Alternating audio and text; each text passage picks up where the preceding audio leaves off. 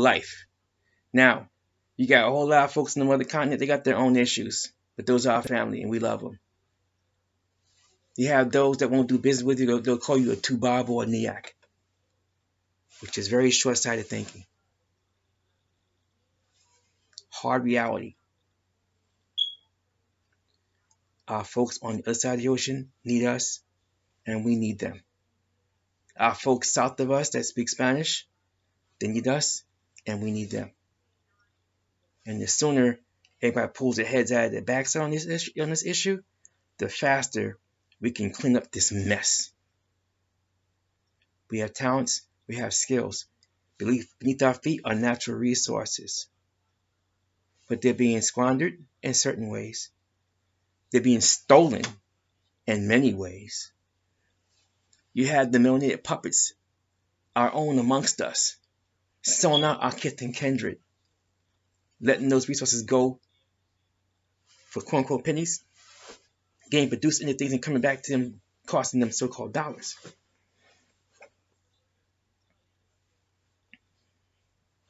So the gatekeepers got their cut and helped the colonizing hostiles keep our folks down in the process.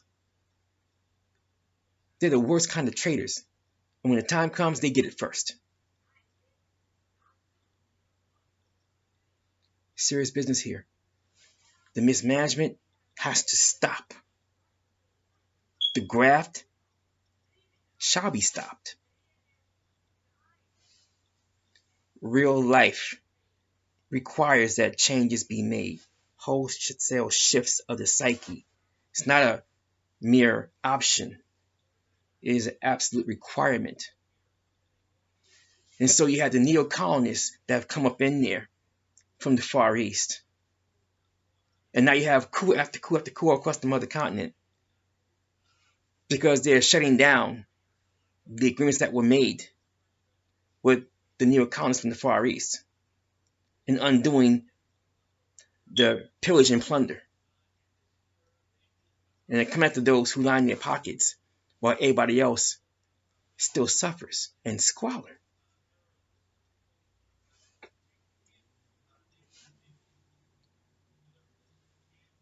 Practical and sensible ways forward are a doable thing.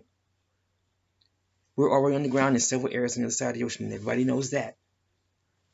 We're making incremental progress. We would go faster, obviously, if we could. But there's hard realities.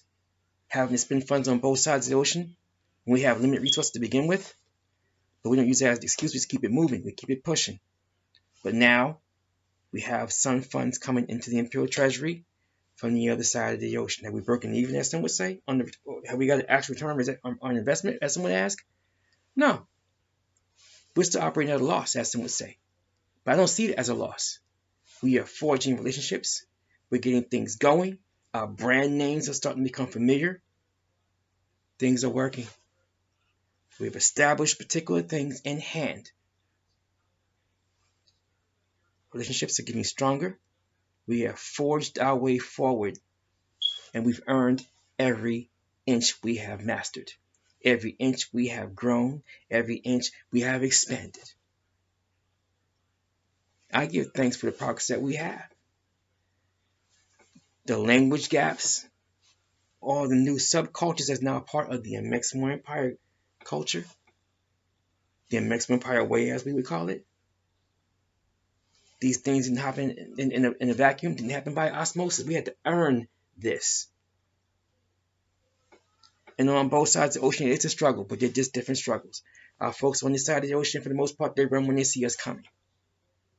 On the other side of the ocean, they cast a wary eye at first, but we prove who we say we are.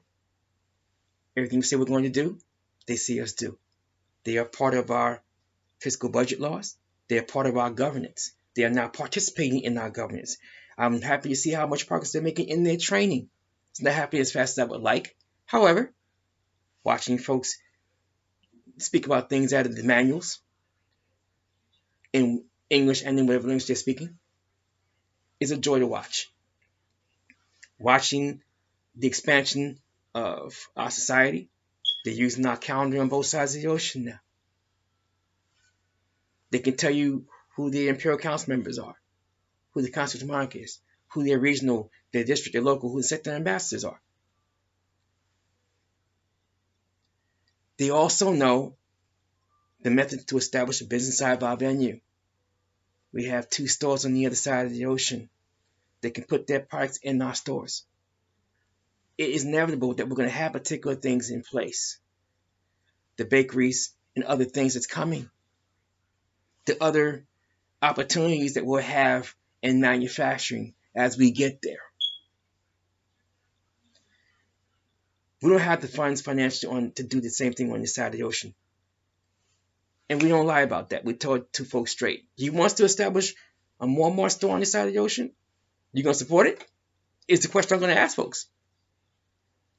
Because our folks don't support their own, generally speaking. I can't hire your offspring because you don't support my store.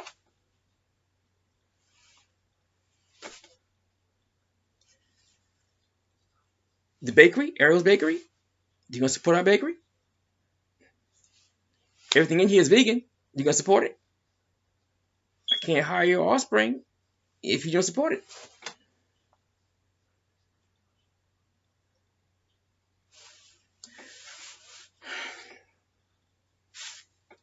There's faster ways for us to do things. I just refuse. Because faster is not always better. When you have to maintain things outside what they call the long arm and law statute in a foreign jurisdiction, then you can't take shortcuts. To remain unencumbered, to make sure you're not entangled, you cannot take the shortcuts. So it takes us longer. We cannot borrow. It's unconstitutional in the Amexem-Moor-Empire. We can't do it. We have to raise the funds as we go. If you're going to establish a business in the venue, you have stakes available in your business to trade to raise the funds you need to get your business moving and work your business model. In the foreign venue, they do it at S Corp. They give you X amount of shares, like 200 shares, and you quote-unquote sell the shares to raise funds to get your business moving. It's the same thing. Only thing is, they're not substance, and we are. We're platinum, gold, and silver, and they're just fiat out of thin air, full faith and credit, whatever that is. On the foreign venue, on the other side of the ocean, the CFA runs large chunks. Paris runs large chunks of what they're doing over there. It's a mess. And those out of Moscow, they've come in. They're everywhere. They're mercs. They've been used to get the neo-colonists from the Far East out. But now they're starting to run roughshod. And they got to go too. We could have a massive global common market. We've already put things in place to make it operational underway. It requires participation of those who look like us on a larger scale. We have it. Folks cannot see particular things no matter how plainly we explain it. They want to do things in a certain way that gets them hurt. And you cannot force folks to participate in that which is of, by, and for them, that's designed to not cause them to be hurt. You'd be crazy not to put your business in the Amexem-Moor-Empire jurisdiction venue, because in our venue, we have a flat tax with no value-added tax on top of it. And with the exception of so-called Ireland and 2 other places on the planet, they have a lower tax rate than us. I think Ireland has 15%. Ours is 20% flat tax, no value-added tax on top of it. And the best part about this is you can earn 2,000 ounces of silver a month or 20 million ounces of silver per month. It still doesn't matter. You're only required to put 24 ounces of silver per year in the Imperial Treasury as a national. The business, on the other hand, is a separate thing entirely. Again, 20% flat tax, unless all their transactions are done by way of royalties. At that point, it's not flat tax on that. It's just a 10% royalty that the business pays for all royalties it collects. Why would you be supporting the foreign jurisdiction? Why would you be enabling the foreign jurisdiction? And then cry about what they do to you. This is the thing that over the earth years has steadily blown my mind.